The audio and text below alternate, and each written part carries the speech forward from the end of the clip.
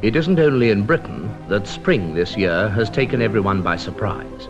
Here, in the Ticino, on the borders of Switzerland and Italy, the slopes overlooking Lake Lugano have already burst into flower, at least a fortnight earlier than usual.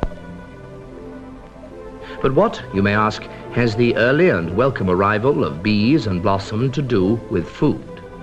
Well, it's simply that the past winter, one of the mildest in living memory, has had its effect in other ways as well.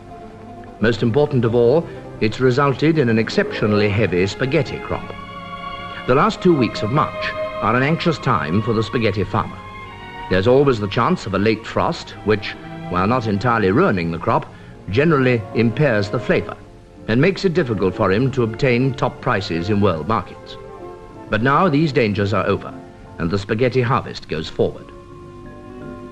Spaghetti cultivation here in Switzerland is not, of course, carried out on anything like the tremendous scale of the Italian industry. Many of you, I'm sure, will have seen pictures of the vast spaghetti plantations in the Po Valley. For the Swiss, however, it tends to be more of a family affair. Another reason why this may be a bumper year lies in the virtual disappearance of the spaghetti weevil, the tiny creature whose depredations have caused much concern in the past. After picking, the spaghetti is laid out to dry in the warm alpine sun. Many people are often puzzled by the fact that spaghetti is produced at such uniform length.